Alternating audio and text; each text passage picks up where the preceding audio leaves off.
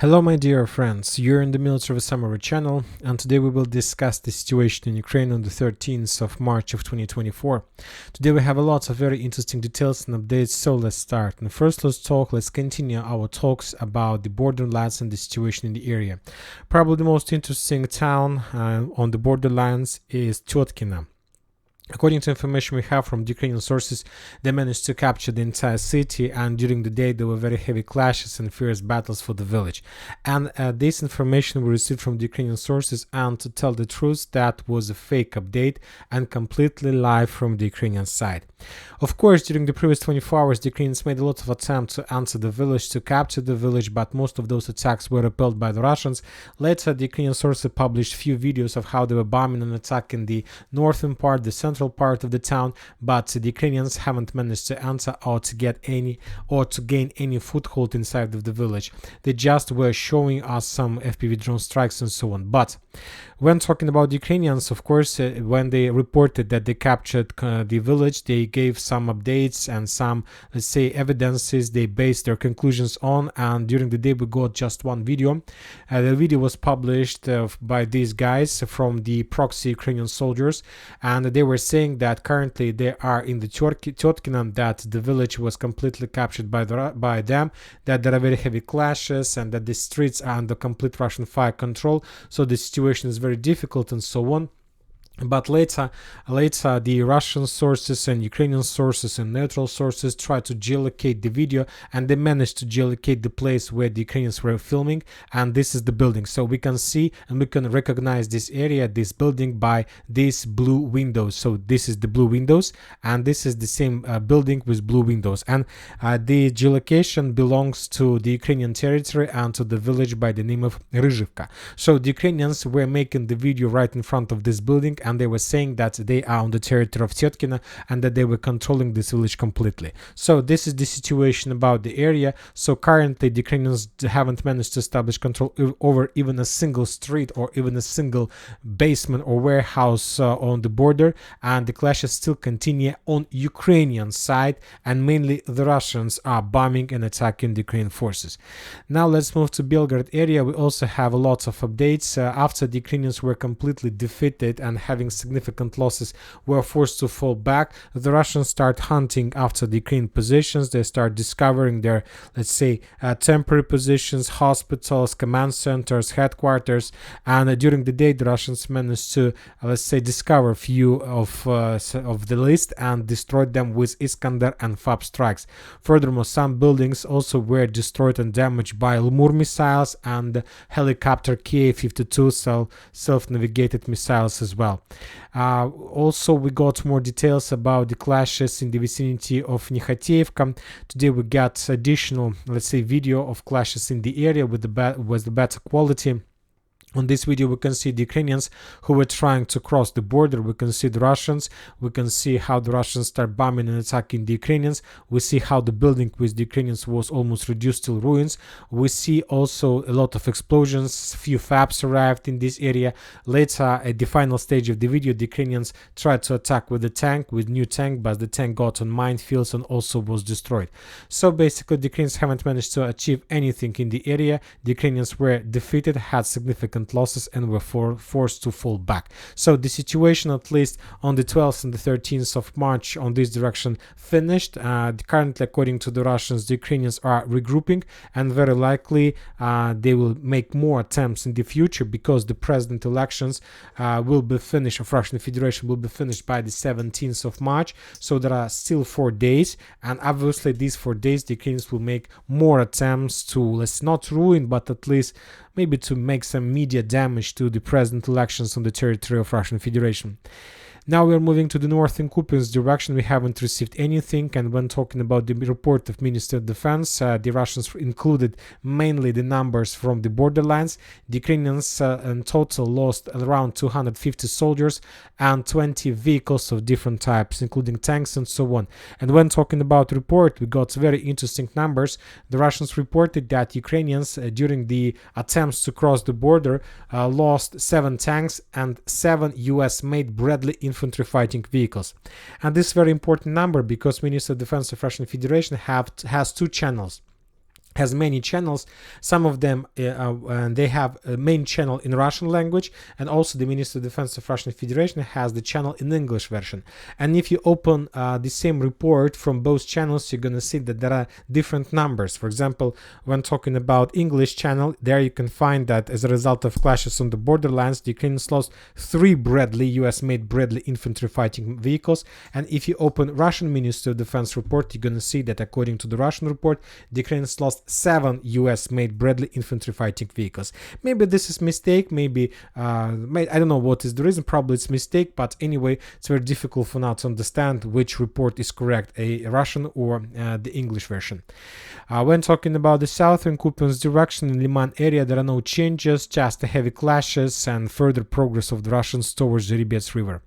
Now we're moving to Siversk direction, and we stop receiving any updates from Bilogorovka. Very likely the Russians, after a few attempts to attack and establish control over Bilogorovka, decided to stop, to regroup, and they probably need more fresh forces because for now it's still too difficult to penetrate this defense belt. We see the increase of activity of Russian forces in the vicinity between the villages of Razdolovka and Fedorovka. Today the Russians published the video of how they were bombing and attacking the Ukrainian forces in Fedorovka with FABs. From just this perspective, this is a regular video that we can see every single day on the different front lines, but to understand the picture on this area, it's better to increase the numbers of updates, because if we increase the numbers of updates, let's say since the beginning of March, then we're gonna see that the Russians during the previous days were pretty active in Razdolovka. The Russians were bombing this village with all types of weapons they have, with self-flamethrower systems, with multi-launch rocket systems, with aviation bombs, and all these attacks, this concentration of fire in the area between Fedorovka and Razdolovka give us some understanding of possible next Russian progress and next Russian movements in this direction. So all these strikes in the same area, the same focus between two towns, confirms that very likely the Russians have some plans, and maybe during the next few weeks they will make few attempts to penetrate this defense belt and to capture both towns, Razdolovka and Fedorovka, with the purpose to, let's say, start offensive towards Siversk from the southern direction. Now we are moving to Ivanovska. During the previous 24 hours we still haven't received any updates, any geolocations or any videos that can confirm or not confirm additional Russian progress inside of Ivanovska, and the reason of that is that the Ukrainians still control the main positions on the hill that located to the northwest of the village.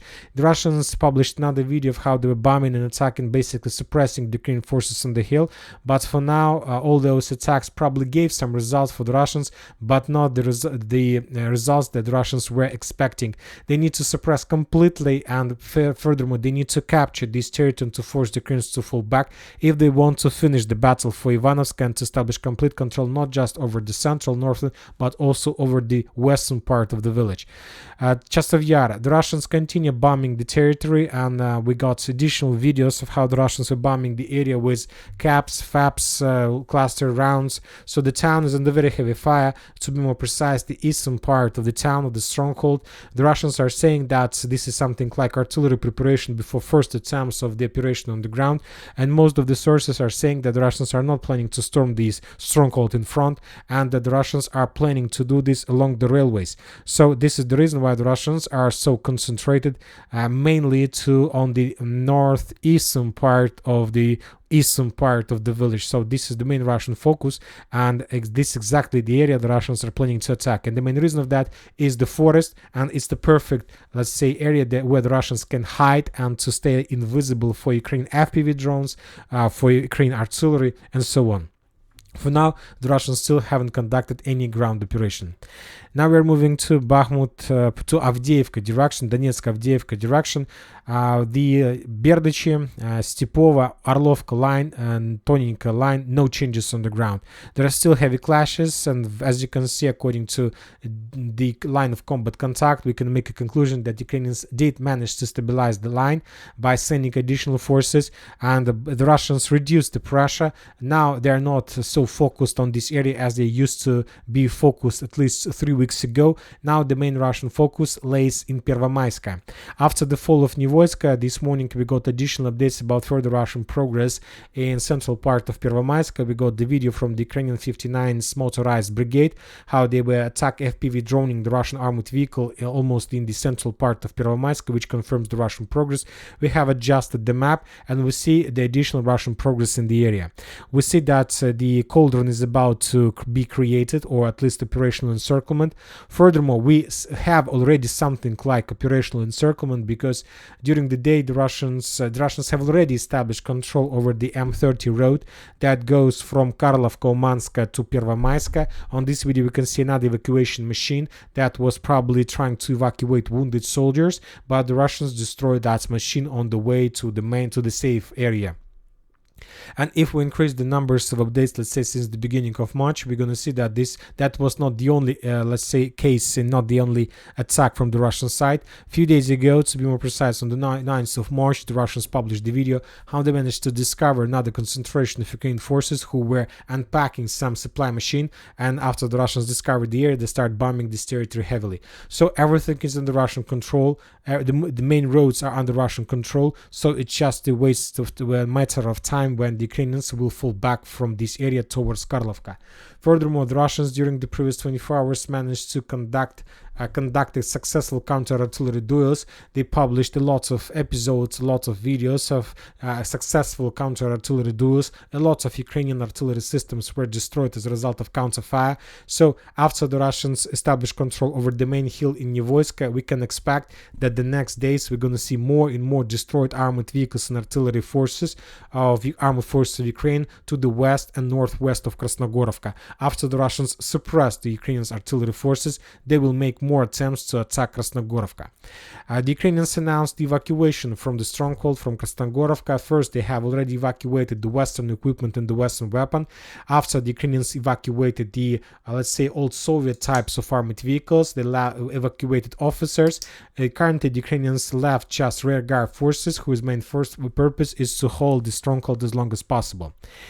During the day, we got additional videos of Ukrainian attempts to counterattack the Russians on the southern direction. If you remember, most of the mappers have already adjusted the map showing this part of Krasnogorovka under complete Russian control, but today we got the confirmation that this territory, at least this part of the southern part of Krasnogorovka, still remains under Ukrainian. On this video, we see how the Ukrainians tried to counterattack just with one tank. The Ukrainian tank moved to the fire positions and was trying to attack the Russians in the southeastern part of Krasnogorovka, but the Ukrainian tank was met with very heavy resistance from the Russian sabotage and reconnaissance group. After the tank got a few anti-tank strikes with anti-tank missile, the driver of the tank made the only let's say correct decision. He decided to run away from the territory, saving his life. But even trying to run away, the Ukrainians haven't managed to save the tank, because the tank was destroyed, let's say, on this intersection of the roads. So the tank was damaged, and this video confirms a few things. First of all, that this part of Krasnogorovka is still in the gray zone, and the second thing is that the Russians have complete fire control over the territory, and everything that Ukrainians try to send here to, let's say, repel attacks and restore control is destroyed, can be destroyed by the Russian anti-tanks forces. The Russians continue storming of Georgievka. During the previous updates, we got lots of reports from different mappers that the Russians have already established control over the central part of the village, but today we got additional video of Russian total flamethrower strikes in the area, which confirms that currently this territory is in the gray zone or under Ukrainian control. The Russians don't have a strong foothold, and they still, let's say, use artillery, heavy artillery forces and strikes to, let's say, secure the area and to clear the passage for further attacks. Now we are moving further to the south in direction of Novomikhailivka, where we can find the heaviest clashes for the farms in the northwestern part. During the previous phase of the special military operation, the Russians established control over the farms, barracks, and this new cemetery on the southern part of Novomikhailivka. Also, the Russians established control over the central and the eastern part of Novomikhailivka, and currently the Russians are storming the northern barracks and northern farm. And yesterday we got the video how the Russians managed to enter the first buildings, but after they stopped because the Ukrainians start counterattacking. And today we got another video how the Ukrainians sent another tank to attack the forces of 155th Marine Brigade of the Armed Forces of Russian Federation. The Ukrainian tank entered the territory. As pay attention to the drone that was flying above the tank. To tell the truth, there are hundreds of drones, and it was a very big mistake from Ukrainian tank to enter, let's say, drone area. And after the tank bypassed few kilometers or even meters, he was destroyed either on the mine or as a result of drone attack, or he was attacked by anti-tank missile. After the tank was damaged, the Ukrainian drivers and pilots start running away, saving their lives. And after that, the tank was destroyed completely with FPV drone strike. This video confirms a few things. Before we make conclusions, let's try to make a model how the Ukrainian tank was moving. The Ukrainian tank was moving along this road. When he went to the south. In this area, after he moved to the south, the Ukrainians start moving further to the eastern direction. The Ukrainian tank entered the barracks. The Ukrainian tank reached this barrack, and somewhere in this area the Ukrainian tank was destroyed. Once again, the Ukrainian tank was moving something like this, entered the area and was destroyed. This video confirms a few things. First of all, the Ukrainians don't have control over the barracks. The Russians control the eastern part, and very likely after the Ukrainian tank was destroyed, the Russians moved further to the west and established complete control over the barracks by the end of the 13th of March. So as I understand, by the end of the day, we can adjust the map, and obviously the Russians have complete control over the territory, and now they will move further in direction of Paraskovivka. While all those clashes and assault operations, the Russians also were bombing and attacking the Ukrainian positions in the fields. The ammo depots, the tree lines, the trenches were under very heavy fire of Russian flamethrower systems and FABs 1500 and FAB 250. Furthermore, the Ukrainians tried to evacuate some soldiers, but in this area we see the same story as we saw in Pervomayska and Nitailova. The Ukrainians tried to send some light vehicles for evacuation purposes, but they can't enter. The Russians allowed the Ukrainians to enter the villages, but they are not allowing them to get out because it's better to destroy not just armored vehicle but armored vehicle, let's say with personnel or something like this. Now we're moving further, and the most important updates of 13th of March are coming from the village by the name of Novopavlovka. Today, the Ministry of Defense of Russian Federation published the video how they managed to discover 3 helicopters in the fields in the vicinity of the village by the name of Novopavlovka. On this video, we see 3 helicopters, but a moment later, we can see just 2 helicopters. So very likely, it was a temporary base for very short attacks. So according to the Russians, the Ukrainians created there something like a short field with fuel, so the Ukrainians can come here, get some fuel to attack once again, to return back. So very close to the line of combat contact, but from the other side as far as possible from the danger zone. But the Russian drone managed to discover them. First they made attack, but they managed to damage just 2 helicopters, and after that the Ukrainians couldn't use them. The 3rd helicopter the Ukrainians managed to evacuate, and after that the Russians destroyed every single helicopter with let's say accurate missiles. It's disaster for the Ukrainians to lose 3 helicopters at once, not just 3 helicopters, 2, but 3rd probably was also damaged, but also the crew, and that wasn't the end of the story. According to my understanding of the situation, the Ukrainians realized that they revealed their positions, that the Russians somehow managed to discover their forces in this area, and after the loss of 3 helicopters, the Ukrainians decided to evacuate the entire area because there were lots of barracks, as you can see, and very likely there were some missiles, equipment in the barracks, and the Russians, of course, attacked the barracks as fast as as possible. So we see first the Russians destroy helicopters, then Ukrainians made an attempt to evacuate their barracks with equipment, but the Russians didn't allow them to do this and destroyed the barracks as well. So significant losses just for one day of clashes. Now we are moving to Robotyne, Zaporozhye area. We have another attack from the Russian side. The Russian forces published the video of their another ground operation. Using one tank and two personnel carriers, the Russians were conducting offensive operation from the south towards Robotyne. As a result of attack, the Russians bypassed the fields, minefields, and they almost got the Robotyne itself, but somewhere on the way to Robotyne, one Russian tank got on the minefield and basically was damaged, just damaged, not destroyed. But anyway, the crew lost control and the Russians made the decision to abandon the tank, but to continue offensive without, let's say, heavy armor support. Two Russian personnel carriers bypassed the tank and moved further inside of Robotyne.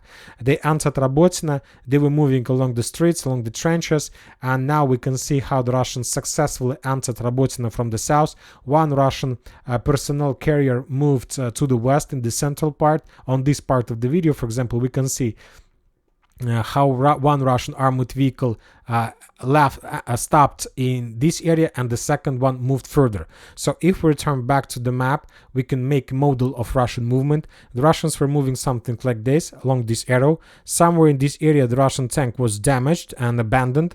After that, the Russian personnel carriers moved further to the north. They reached the road 0408 and started moving further to the north. Somewhere in this area the first Russian personnel carrier stopped and landed the infantry, and the second personnel carrier moved further to the north. So we have geolocation just of one armored vehicle and who let's say landed the infantry. It was here, but the second moved further and we don't have for sure geolocation where exactly the second one stopped and where the second batch of Russian infantry landed. So very likely more than 80% of Robotyne is already under Russian control and the Ukrainians control just the northeastern part. Anyways, if this video was made today or yesterday, and let's say if this video is the freshest, then obviously within the next few days we're going to see the Russian flag above entire Robotyne. Now we are moving further to the west and we have additional updates from Energodar direction. As we discussed, the Ukrainians increased their activity on this area. They start bombing and attacking the Russian light vehicles, command centers, equipment, let's say radars, communication equipment in the area, trying to cut the Russians to reduce their possibilities. And all this activities first of all remind me that Ukrainians very likely do have some plans in Energodar. And if you remember, the head of Ukrainian intelligence, Budanov, reported that they have already prepared the mission, prepared a special operation and for Crimea. He was talking about Crimea, but very likely the Ukrainians still have wishful thinkings to return control over Zaporozhye nuclear power plant and to start using this territory to blackmail the Russians. You know that Ukrainians in Krynki, where they're just ruins and basements, managed to hold a foothold for around 5 months, and if the Ukrainians are able to capture Energodar with Zaporozhye power plant, obviously they will be able to control the area for much longer period of time. And this is going to be obviously the disaster for the Russians. I think that the Russians also see the situation. Probably they have already made some decisions to reduce the risk. But anyway, let's see what is going to be next. And we have the first geolocation from the Kinburn Spit. The Ukrainian sources published the video of FPV drone strike in the area. And this we can also consider this video as the first stage of clearing operation, reconnaissance operation. Now the Ukrainians try to find the Russian positions, try to fly above this area in a close distance to understand what is going on. So we also can consider this video as the beginning of the special operation that we discussed during the previous videos, that Ukrainians tried to establish control over the Kinburn and Tendra Spits with the purpose to unblock the Nikolaev port and to include Nikolaev port into the Black Sea trade. Furthermore, we got more details from, let's say, mainland. As you know, the United States of America decided to send urgent military aid to Ukraine, and the urgent military help includes 300 million military aid package. The United States plans to transfer to Ukraine not only ATACMS missiles with a range of 160 kilometers, but also a large batch of ammunition. So the question is why the United States of America made a decision to send these missiles. Some people can say that probably the Ukrainians are planning to attack Crimean Bridge or something like this, to attack Russian positions deep inside of the territory of Russian Federation. I'll give you my opinion. The Ukrainians, for example, the thing is that why the states made the decision to give Ukrainians long-range missiles is very simple. If we discussed during previous 3 weeks lots of events, lots of cases of destroyed United States HIMARS systems. Correct me if I'm wrong, but very likely that during the previous months, the Ukrainians lost more than 10 HIMARS systems geolocated and confirmed by the videos. Maybe plus minus, maybe 7, maybe 6, maybe 12. It doesn't matter. The matter is that currently HIMARS are no longer the target that can't be reached by the Russian intelligence and by the Russian counter missiles. And so that's why, as I understand, the main reason why the Western countries decided to give Ukraine long-range missiles, because they need once again to get secure areas, secure range. They need to use missiles and to attack the Russian territory from secure distance, not to lose this very expensive equipment, but to save as long as possible. And with these new missiles, of course, the Ukrainians will be able to reduce the losses among launching systems. This is, according to my understanding, the main reason. The second reason, of course, the Ukrainians need to continue bombing the warehouses, let's say airfields, helicopters on the ground, and so on. And to do this with HIMARS, they are no longer able to do this because of heavy losses with this type of weapon. And that's it for today. Military Summer Channel reminds to condemn any violence in the world. Thank you for watching. Subscribe to my channel, put your likes to my Patreon, and have a good day. Bye bye.